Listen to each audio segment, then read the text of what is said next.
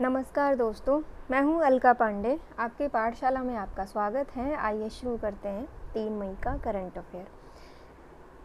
पहला प्रश्न है, वर्ल्ड ट्यूना डे किस दिन मनाया जाता है? 2 मई को ये मनाया गया। ट्यूना एक प्रकार की मछली होती है और विश्व में कुल लगभग 96 ऐसे देश हैं जहां पर इस मछली से ही उनका भरण पोषण चलता है। तो इसलिए इस मछली के बारे में लोगों को जागरूक करने के लिए संयुक्त राष्ट्र ने इसको शुरू किया था, वर्ल्ड ट्यूना डे को मनाने के लिए। पहली बार इसे 2017 में मनाया गया था। आगे बढ़ते हैं अगले प्रश्न पर। American academy of arts and sciences के लिए अंतर्राष्ट्रीय मानद सदस्य के रूप में किसे चुना गया है?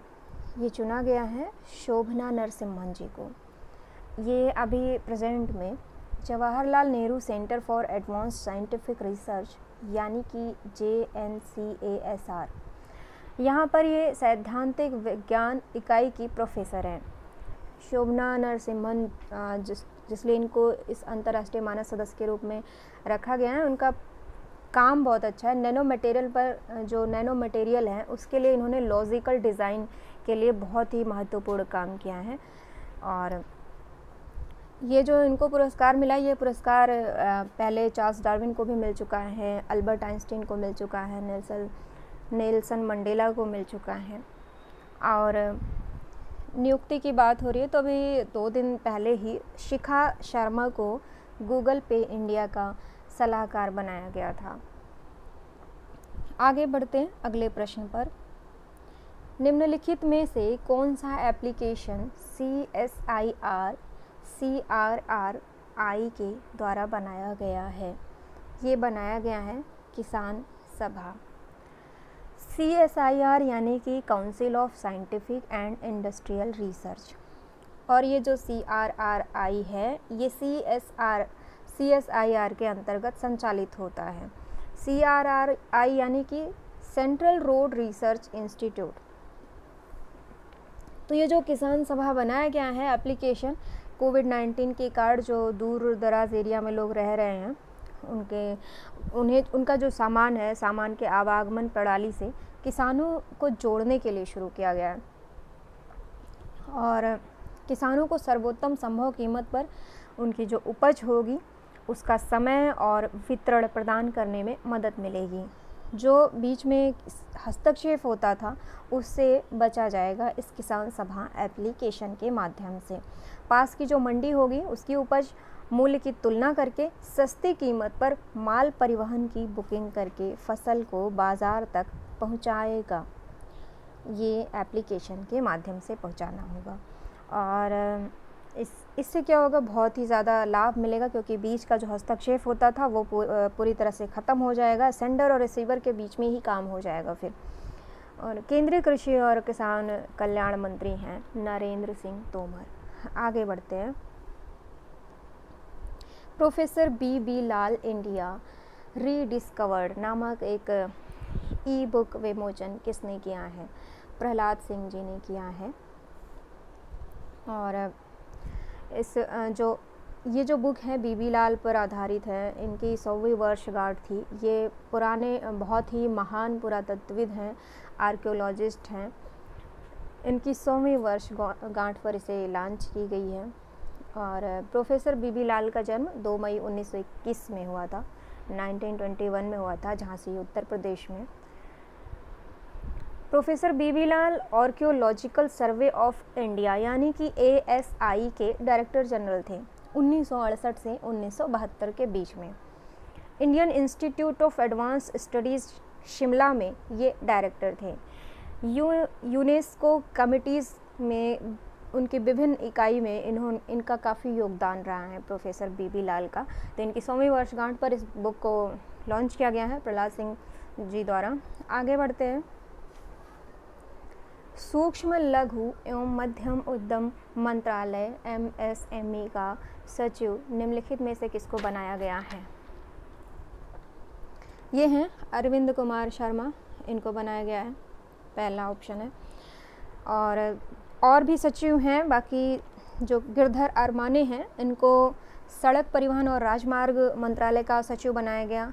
तरुण बजाज हैं, इनको आर्थिक मामलों का सचिव बनाया गया। अजय तिर्की हैं, उनको महिला और बाल विकास मंत्रालय का सचिव बनाया गया। आगे बढ़ते हैं।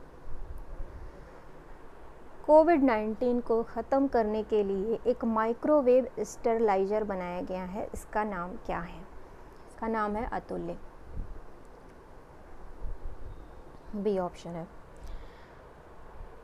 Defence institute of advance technology द्वारा इसको बनाया गया है कोविड-19 वायरस को डिसइंटीग्रेट यानी कि विघटित करने के लिए। विघटित यानी कि टूटना, कई भागों में टूटना, तो तोड़ने के लिए इसे बनाया गया है। 56 से 60 डिग्री सेल्सियस टेम्परेचर पर डिफरेंशियल हीटिंग से इसे ख़त्म किया जाएगा। डिफरेंशियल हीटिंग यानी कि जहाँ जितनी हीट की ज़रूरत होगी, जितने टेम्परेचर की, उसके माध्यम से इसको विघटित किया जाएगा उस टेम्परेचर पर। ये defence institute of advance technology Pune में स्थित है और ये defence institute of advance technology DRDO द्वारा संचालित होता है। DRDO यानी कि defence research and development organisation. ये जो अतुल्य नामक सिस्टम है, इसका वजन 3 किलोग्राम है, 3 किलोग्राम, और यह सिर्फ नॉन मेटालिक ऑब्जेक्ट्स के लिए यूज़ होगा। आगे बढ़ते हैं। फेड कप हार्ट अवार्ड के लिए निम्नलिखित में से किसे नामांकित किया गया है? ये हैं सानिया मिर्जा। सी ऑप्शन है। इनको एशिया या फिर कह लीजिए ओशियाना, एशिया और ओशियाना जोन, 2 जोन हैं, इनमें से सानिया मिर्जा को इस फेड कप हार्ट अवार्ड के लिए नामांकित किया गया है। ये एशिया और ओशियाना जोन से इस अवार्ड को अवार्ड के लिए नामांकित होने वाली पहली भारतीय महिला हैं। इनके साथ ही इंडोनेशिया की हैं परिस्का मेडेलिन नुग्रोहो, ये भी नामांकित हुई हैं इस अवार्ड के लिए। अवार्ड की बात हो रही है तो अभी निक्केई एशिया प्राइज़ 2020 मिला है IIT मद्रास के प्रोफेसर टी प्रदीप, टी यानी कि थलप्पिल हैं, थलप्पिल प्रदीप को मिला है। और थंगजाम धवाली सिंह हैं, उनको जापान सरकार द्वारा ऑर्डर ऑफ राइजिंग सन पुरस्कार मिला है। पीवी सिंधु को BWF यानी बैडमिंटन वर्ल्ड फेडरेशन के जो BWF का जो प्रोग्राम है, एक अभियान है आई एम बैडमिंटन, उसके लिए पीवी सिंधु को एम्बेसडर बनाया गया है। पिछले प्रश्न में जो हमने बात की थी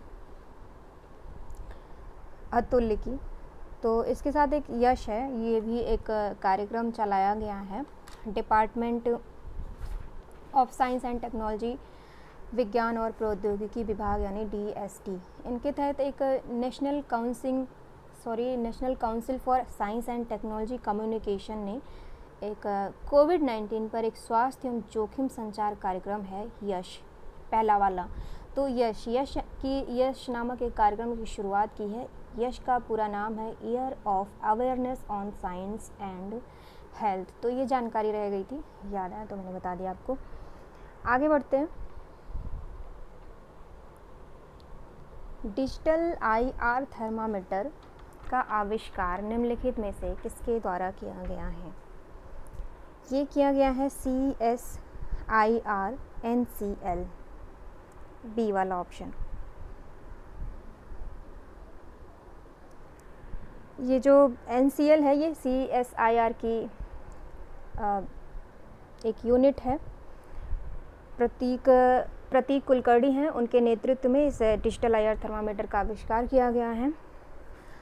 और एक और चीज़ है जो CSIR की यूनिट है CSIO, चंडीगढ़ में ये है CSIO। इन्होंने एक कीटाणु शोधन और स्वच्छता की एक नवीन टेक्नोलॉजी को बनाया है। इसे इलेक्ट्रोस्टैटिक डिसइंफेक्शन नाम दिया है, इलेक्ट्रोस्टैटिक डिसइंफेक्शन मशीन, ये नाम दिया है इन्होंने इस कीटाणु शोधन के लिए। और ये जो मशीन है, सिस्टम है, इसे इलेक्ट्रोस्टैटिक प्रिंसिपल यानी स्थिर वैद्युत सिद्धांत के आधार पर इसको बनाया गया है। और आयुष मंत्रालय ने अभी हाल ही में आयुष उद्यमिता विकास कार्यक्रम चलाया है। आयुष क्षेत्र के जो जैसे अभी काढ़ा है, काढ़ा को लोगों को दिया जा रहा है उनकी इम्यूनिटी को बढ़ाने के लिए, तो इस तरह से आयुष क्षेत्र के जो भी प्रोडक्ट हैं उनको बढ़ावा देने के लिए, उनका यूज़ करने के लिए इस कार्यक्रम को चलाया गया है, आयुष उद्यमिता विकास कार्यक्रम। अगले प्रश्न पर आते हैं। मुफ्त और कैशलेस बीमा प्रदान करने वाला देश का पहला राज्य कौन सा बन गया है? ये है महाराष्ट्र, बी ऑप्शन है। महात्मा ज्योतिबा फूले जन आरोग्य योजना के तहत इसका लाभ मिलेगा। महाराष्ट्र सरकार ने कहा है कि राज्य 100% आबादी को इस योजना के तहत लाभ मिलेगा, राज्य के जो आबादी है 100%। और हिमाचल प्रदेश सरकार ने मधुयस्ती आदि कषाय नामक एक प्रकार का काढ़ा लॉन्च किया है हिमाचल प्रदेश की सरकार ने। ये रोग प्रतिरोधक क्षमता को बढ़ाने के लिए प्रदान किया गया, लोगों को निःशुल्क मिलेगा, ज़रूरतमंद लोगों को। आगे बढ़ते अगले प्रश्न पर। रंग भेद के खिलाफ संघर्ष करने वाले प्रसिद्ध कार्यकर्ता डेनिस गोल्डबर्ग का निधन हो गया। वह किस देश के थे? ये थे दक्षिण अफ्रीका के, सी ऑप्शन है। ये नेल्सन मंडेला के सहयोगी भी थे। और कैपिटल है दक्षिण अफ्रीका की केप टाउन, करेंसी है साउथ अफ्रीकन रैंड और प्रेसिडेंट हैं सिरिल रामाफोसा। अभी कुछ दिन पहले ही इंटरनेशनल एनर्जी एजेंसी, अंतर्राष्ट्रीय ऊर्जा एजेंसी में 30 सदस्य देश तथा 8 सहयोगी देश हैं।